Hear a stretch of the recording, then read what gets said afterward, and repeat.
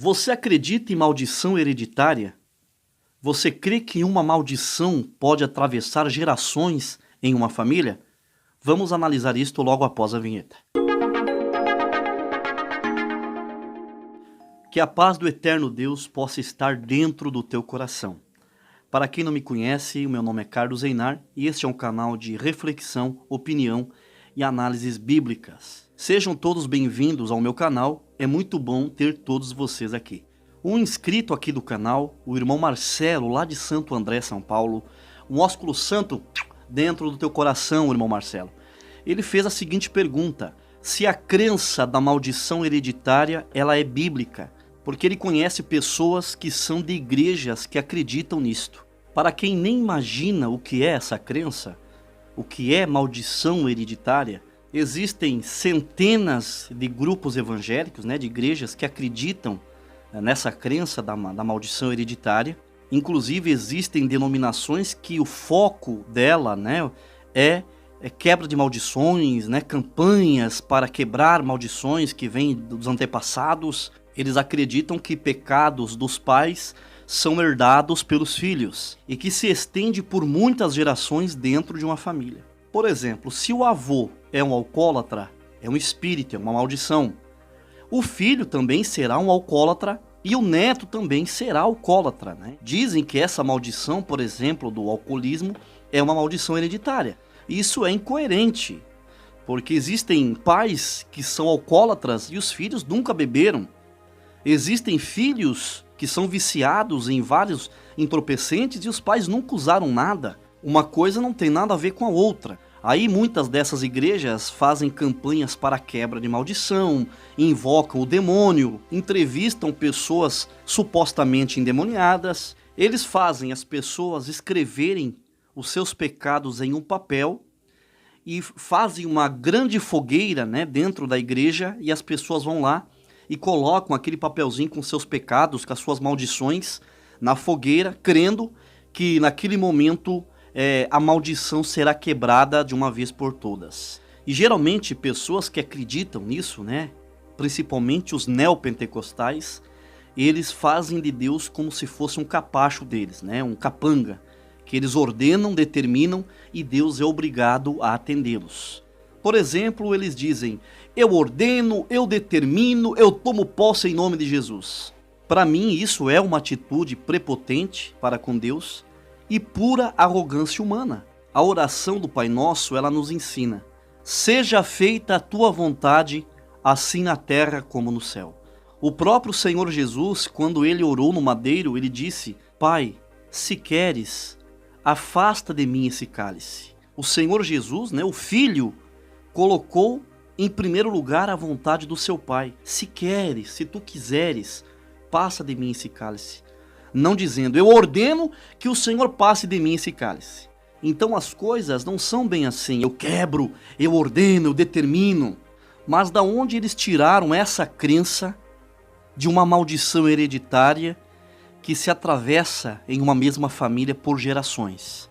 Eles usam textos fora do contexto de decisões e aplicações e punições que Deus fez com Israel como nação de Deus. Essa crença se baseia em alguns versículos fora do contexto, mas o mais usado é Êxodo, capítulo 20, versículos 5 e 6, que eu vou ler aqui para vocês.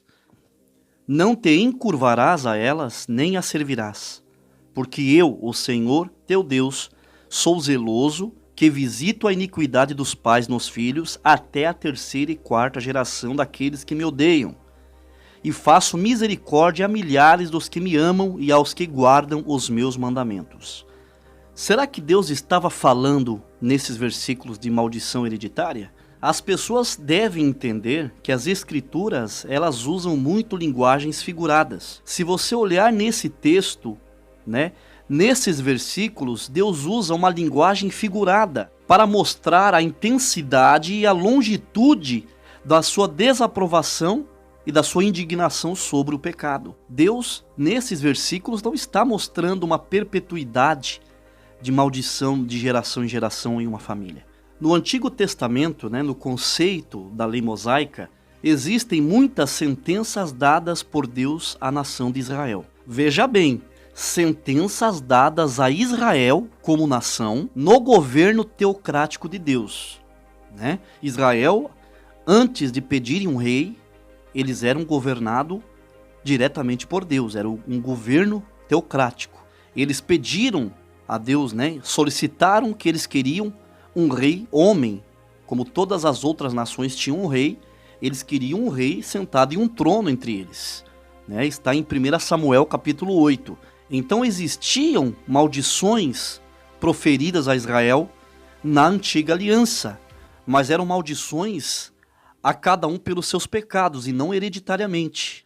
Hoje a igreja, que é o novo Israel de Deus, não está debaixo de juros e maldições. Então essa crença de maldição hereditária, ela não existe e temos bases bíblicas para provar isso. Existia sim em Israel esse conceito de que os filhos pagavam pelo pecado dos pais e assim por diante. Eu acredito que Israel possa ter sido influenciado por outras culturas que introduziram no meio de Israel que Deus era responsável por castigar as famílias por gerações. E olhe só o que Deus fala em Ezequiel capítulo 18, do versículo 1 ao 4. E veio a mim a palavra do Senhor dizendo: que pensais, vós, os que usais esta parábola sobre a terra de Israel, dizendo: os pais comeram uvas verdes e os dentes dos filhos se embotaram? Vivo eu, diz o Senhor Deus, que nunca mais direis esta parábola em Israel.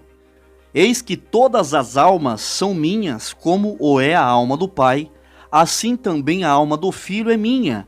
A alma que pecar, essa morrerá.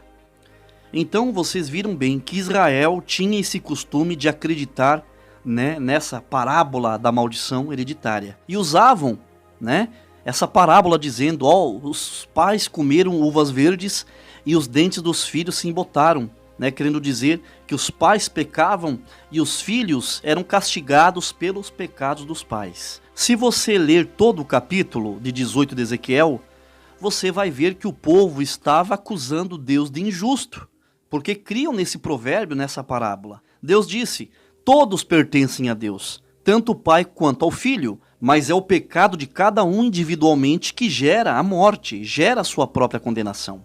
Olha só o versículo 23 do capítulo 18 de Ezequiel. Desejaria eu, de qualquer maneira, a morte do ímpio? Diz o Senhor Deus. Não desejo antes que se converta dos seus caminhos e viva? E no versículo 30, Deus ainda diz: portanto, eu vos julgarei, cada um conforme os seus caminhos, ó casa de Israel. Diz o Senhor Deus: tornai-vos e convertei-vos de todas as vossas transgressões, e a iniquidade não vos servirá de tropeço. Cada um é julgado por Deus mediante as suas ações. Cada um é responsável pelos seus próprios atos. Romanos 8, capítulo 1 diz: portanto, agora nenhuma condenação há para os que estão em Cristo Jesus, que não andam segundo a carne, mas segundo o Espírito.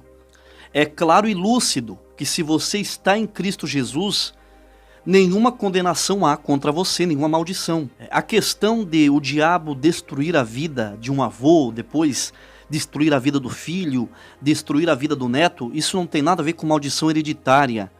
O mundo jaz no maligno e existem pessoas que dão lugar para que o diabo entre e faça uma derrota na sua vida. O inimigo das nossas vidas, o inimigo da nossa alma, ele anda à espreita, procurando brecha para entrar na nossa vida. Se nós dermos lugar, ele com certeza fará um regaço, uma destruição. Pessoas que se tornam instrumentos do inimigo, né, são petecas na mão do diabo, não tem nada a ver com a sua ascendência, com seus bisavós, tataravós, avós. E as suas más escolhas nessa vida presente não refletirá no futuro dos seus descendentes. A verdade é que essa falsa ideia, essa doutrina da maldição hereditária, ela vem servindo de meio de exploração a muitas pessoas. Existem igrejas que fazem campanhas de quebra de maldições e lá dentro eles oferecem uma libertação através de votos em dinheiro, né? 10, 50 reais, 100 reais e assim por diante. Biblicamente, a única deficiência hereditária que herdamos foi do pecado de Adão. Mas essa o Senhor Jesus com o seu sangue nos libertou e morreu, ressuscitou, nos dando a esperança de quando morrermos, iremos ressuscitar e herdar a vida eterna. O vídeo fica por aqui. Se você gostou desse vídeo, eu peço que você deixe o teu like. Se você ainda não é inscrito ou inscrita aqui no canal, eu te convido, inscreva-se, não esquecendo de ativar o sininho das notificações na opção receber todas as notificações de vídeo. Termino te saudando com a santa paz de Deus, o nosso eterno Criador, e mandando um ósculo santo da caridade dentro do teu coração. Deus que abençoe, até um próximo vídeo e um abraço fraterno em Cristo Jesus, o nosso Senhor. E fique agora com um anúncio do nosso irmão Cleiton Leite. Fala aí, meus amigos de sucesso, tudo bem com você? A paz de Deus a todos. O irmão Carlos Einar vai deixar o meu canal na descrição aqui do vídeo. Eu queria saber de você, se você acredita que com R$5 eu consegui já faturar mais de 10, 20, 30 mil reais. Você acredita? Bom, se você não acredita, eu tô passando aqui para deixar um recado para você. Se você não acredita e quer aprender a ganhar dinheiro agora, acessa na descrição aqui o meu canal. Deus te abençoe grandemente, sucesso para você e até a próxima.